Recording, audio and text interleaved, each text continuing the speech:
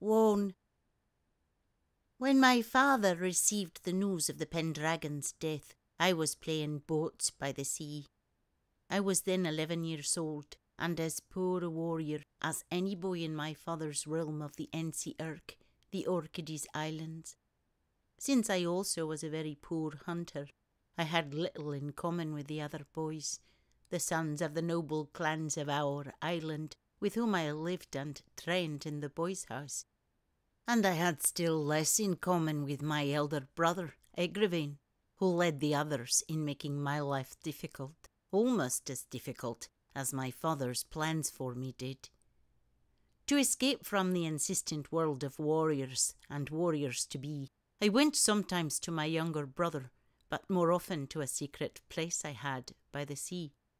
It is about an hour's ride south of my father's fortress of Dunfermline.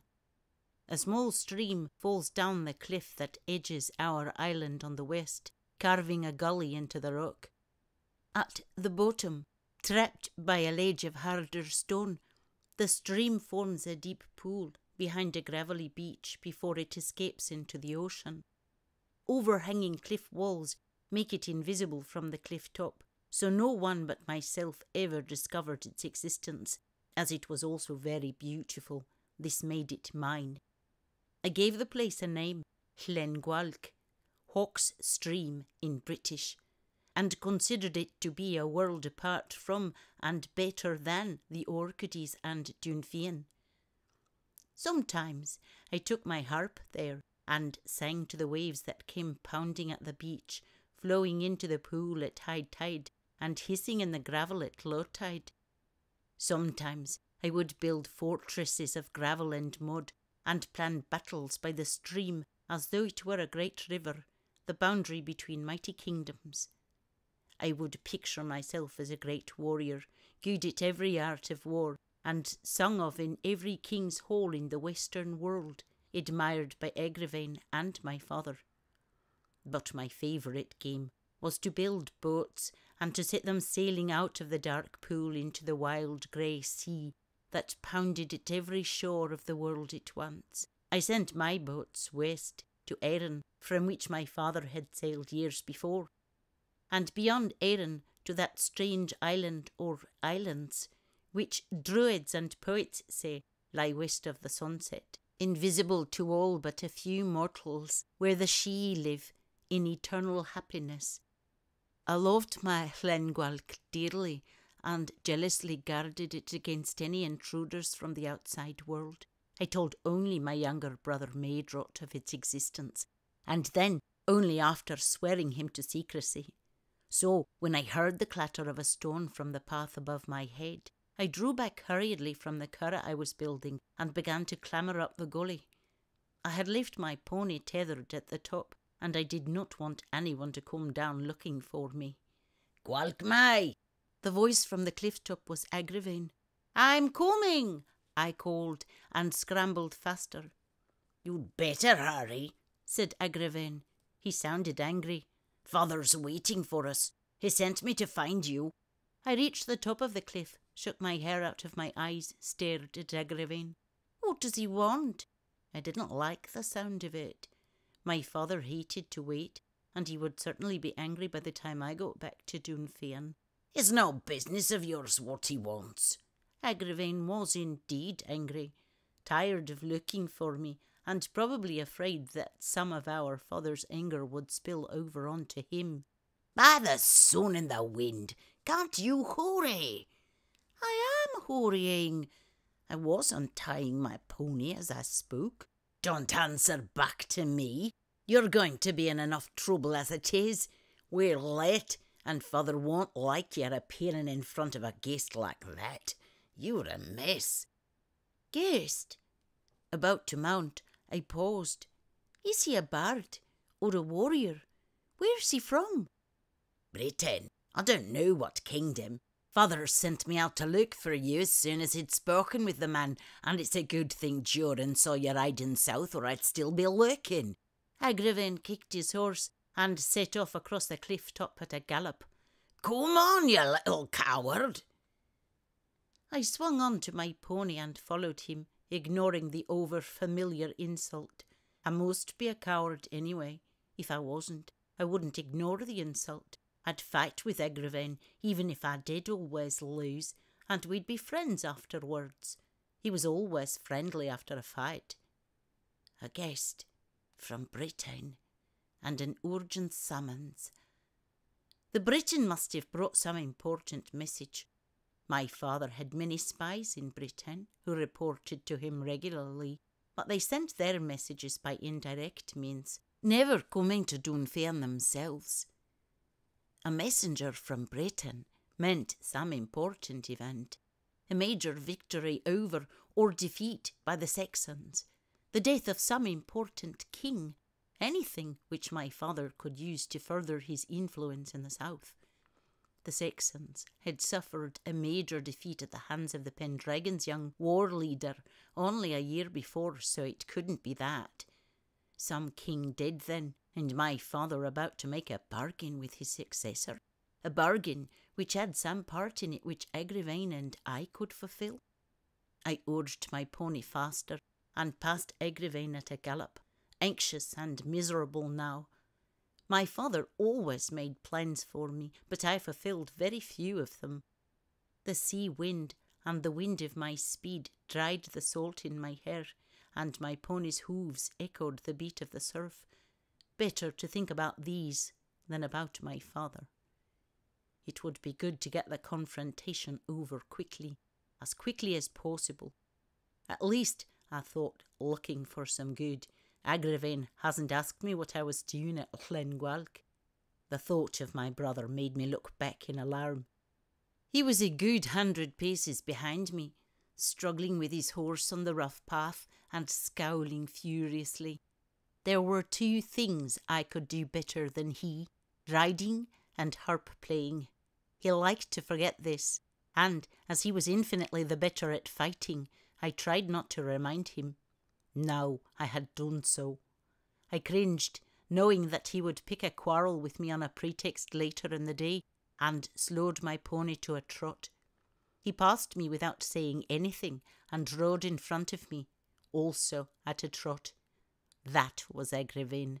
He wanted to be first, and nearly always was. Firstborn, first choice to succeed my father as king, first among the boys of the island who trained to be warriors. My father was immensely proud of him and never stayed angry at him for long. I stared at my brother's back and wished that I could be like him. We rode on to Dunfermline in silence. The fortress is built from a very light stone from which it takes its name, White Fortress.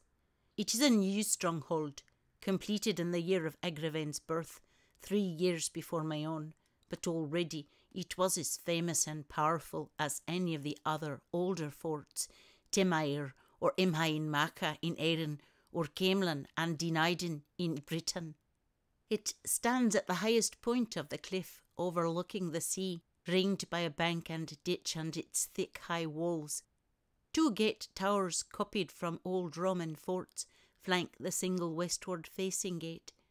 The fortress was designed by my father, and the power and fame were the result of a myriad of schemes and manoeuvres, political and military, carried out with unvaried success. If it was my mother who was the ultimate source of the schemes, it was my father, King Lot MacCormac of the N.C. Irk, who had carried them out in such a way as to make himself one of the most powerful kings in either Britain or Erin. As Egravain and I rode in the gates, I wondered nervously what he wanted me to do.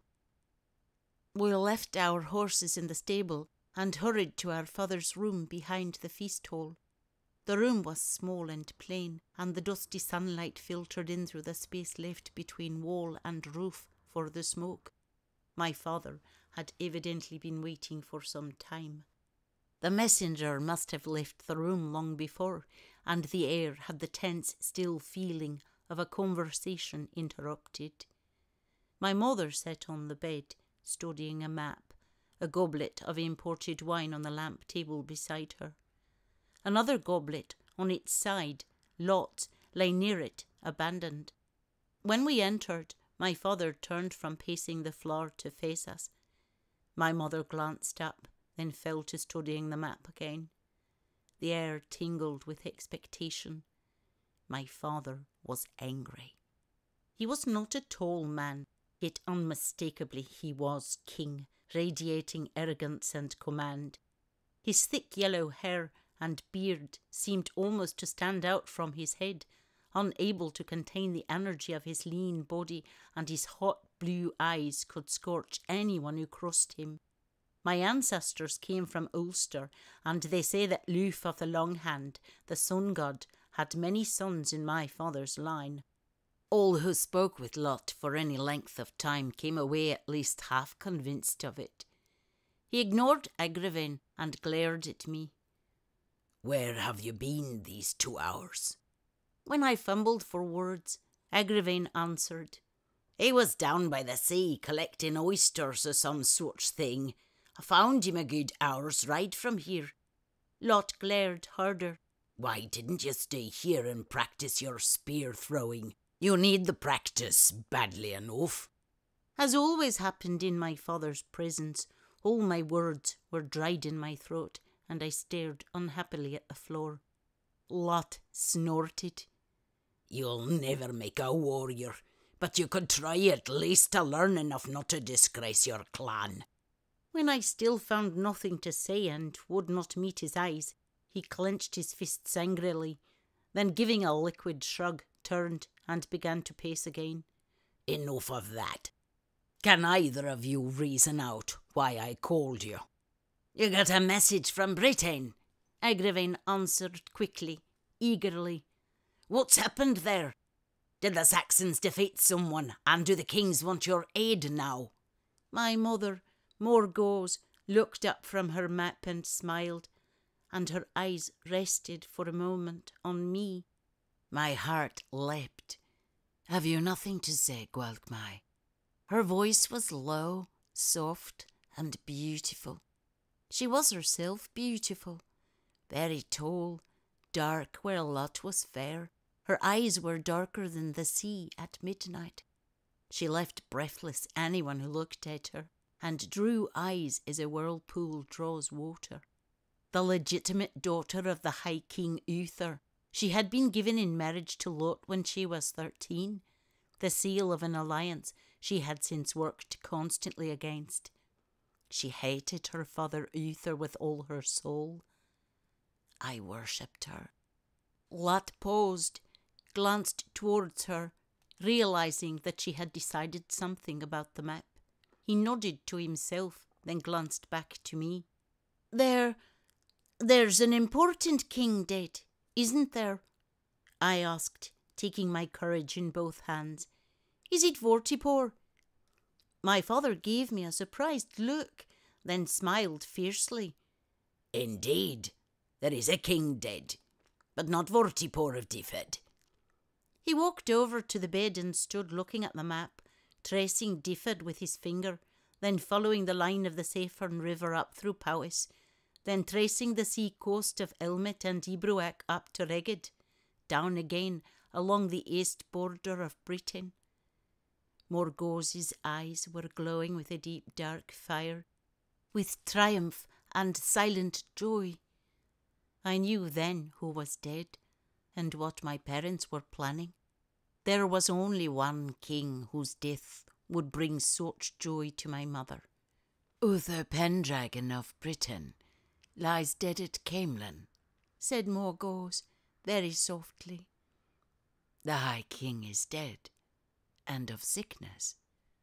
Her smile was softer than snowflakes falling from a black winter night. Agravain stood in silence a moment, then gasped, "Uther!" in wonder. Lot laughed, throwing back his head and clapping his hands together. "Uther dead! I had thought the old mare's son had more years left in him than that." I looked at Morgause. She was rumoured a sorceress through all of Britain. I wondered if Uther had suffered, how long the sickness had lasted, if she had done the thing. "No, How could anyone in the Orkneys kill a man in Dumnonia? And I was glad that the man she hated was dead. That is not all, my father was saying. There's a debate over who is to succeed him. Of course there was a debate. I had heard it debated often enough, even in the Orkneys. Uther had no heir, only many bastards. There would be civil war in Britain, as there had been 30 years before at the death of Vortigern. My father, who had made 3 of the kings then reigning in Britain, would have a chance to try his hand at making a high king. Lot went on, talking out his own plans now, back and forth across the floor, the dust swirling in the sunbeam. Docmail of Gwynedd claimed the high kingship at the council, saying that the kings of Gwynedd ought to be high kings because they are descended from the Roman high king Maximus. But Gwilgod of Godoin opposed him. Docmail made alliances with Diffed and Powys, and he has sent messages to Gwilgod telling him to renounce his claim to the Pendragonship. Gwilgod is afraid and seeks to form an alliance of his own. He has sent messengers to Caradoc of Ebroec and to me. Lot smiled again triumphantly and stopped short by the bed looking at the map. Caradoc may join or not as he pleases. I will come. With my war band and supplies from Gwilgod, we can sweep Docmail into the sea. And Gwilgod, he will be easy to control. He snapped away from the map and again began pacing, his eyes blazing, fists clenched as he reckoned kings and kingdoms, loyalties and enmities.